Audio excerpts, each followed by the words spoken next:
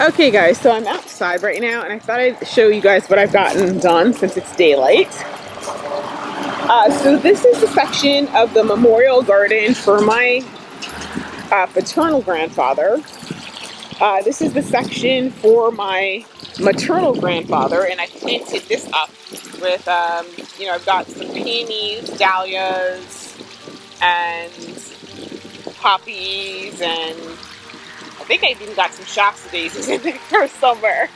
Yeah, so it's kind of jam-packed. And then this is the section for my paternal grandmother. And so I've got this planted up. I've got lavender and poppies, and actually I have a chrysanthemum there and that sort of thing. And this last section is for my maternal grandmother. So I'm doing another Desdemona rose. I've got peonies. I've got some carnations and that sort of thing. So I'm going to be changing and adding to these sections over time. So it'll be interesting to see how it all looks. So this is the last rose that I've got to get planted. And then I got to run some drip tubing. I thought I had some, but I realized that this has been damaged by cars running over it. So I'm going to have to go to Lowe's and get some more, because I don't think I have any in the carriage house. But I think it's looking really nice with all the roses, especially once they start blooming. As you can see, I think the backdrop, the fountain in the backdrop looks absolutely amazing. And so once I finish that, then I'm going to come back and start on the orange section. And so I'm looking forward to that. I did get some more germander, and actually I'm going to do, you know what, I would really like to get a chair and sit out here and just chat with you guys for a bit. Just to tell you what's going on. Oh, actually, you know what? It looks like some of the white peonies are starting to open, so let's go look at that. We're doing another tour, kind of. Okay, so guys, this is the, not cardinal, this is boscabel. Now, there's some yellow roses, and when I sit down, not yellow leaves. And so I'm going to talk about that with you guys, because that sometimes is a problem with David Austin roses, and I'll explain to you why it's doing that. So some of the mountain garland parkia is starting to bloom. Let's see. I think I lost it in my finder over here. I did lose it in my finder. There we go. And so that's nice. The hollyhock is starting to put on a little bit of growth. I don't know what Bumbershoot is doing back there. So these poppies over here are doing phenomenal. Look how big they're getting.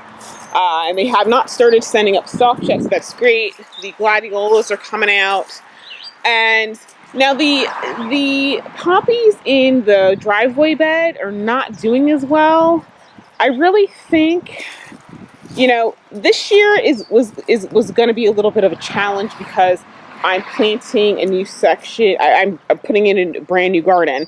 And so I'm trying to get a lot of stuff in. And so it's taking me a while to plant. And I think, I know, obviously, these poppies were planted earlier, much earlier, a few weeks than these. And when I planted these, there's a lot of cool weather, and I think the poppies really thrived on it. This section, I'm not sure how these poppies are going to do. Some of them are doing well, to be quite honest. The ones that I see that seem to be doing really well are the Flemish Antique. They're, but the other ones, they're doing okay, but I think I definitely need to make sure I plant them earlier. So obviously next year that'll be a lot easier, because all of this will have been established. So I'm just adding new planting. Bumbershoot. Okay, over here. Thank you.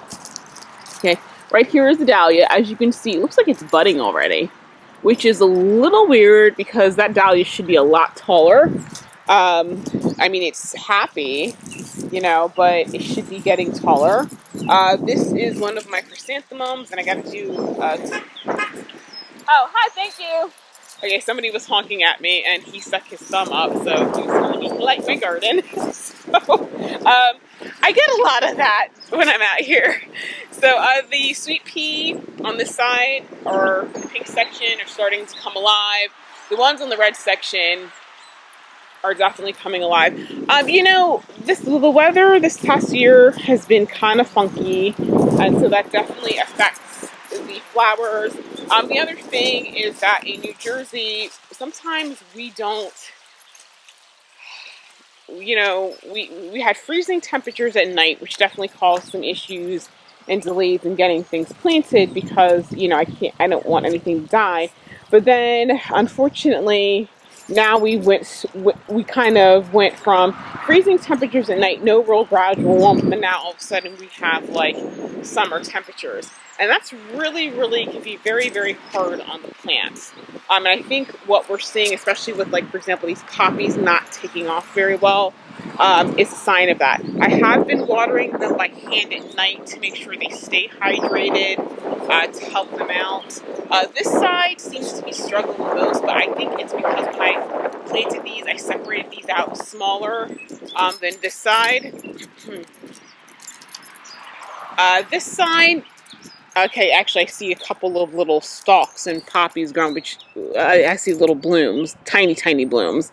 But they seem to be faring a little bit better, but I did plant this side first when it was still a little bit cooler. So I'm just going to be monitoring it. Like I said, I water them every night, trying to get them through this. I see some little, like I said, I see some little poppy blooms, which means they were a wee too crowded. But like I said, next year I'll do better because I'll have the big garden established. So when I'm planting, it'll be easier to get everything, you know, in, because I'm not doing things like, you know, establishing the beds, you know, putting down mulch, putting down, you know, tubing and that sort of thing. So these are the crinkle white peonies. So as you can see, they're opening. This is my second Caroline Constable intersectional peony. So that has opened. These are my biennial stock, and those are pretty. There's a big purple one over here. I need to stake it because, as you can see, it's like hugely heavy. It fell over last night when I was moving the hose. These are the Rembrandt snapdragons that I planted last year, which actually overwintered. So, which is a surprise. They don't usually do that here. And then come on over here, Bumpy. And then over here is more of the crinkle white peony, which is actually, some of these have a pink tinge to them, like that one. Last year the blooms were they were like all white. So my blueberry Ruffles lavender is starting to bloom, and one up there, I guess I've been missing that with the watering. I'll have to make sure, actually, I'll pull the hose over and give it some water now. These mums are all the ones that I planted in September. They're coming back. I'm going to have to disbud them so that they bloom in September, because mums will bloom in summer if you don't pull the buds off of them. And as a matter of fact, some of the ones I got from Bluestone, I actually do need to go ahead and disbud. I can't get over that stalk right there. That's absolutely huge. These are dahlias that overwintered. They're coming back. Yeah, I just had a lot of surprises in the garden this year. So, but let me first off water those poor lavender.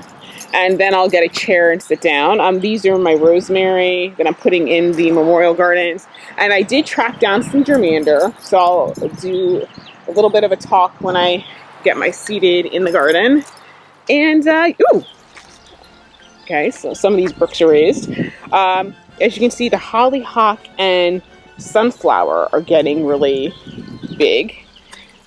And so, yeah, so overall, I am very happy with what's going on right here. And yeah, it's going pretty great. So let me get my chair.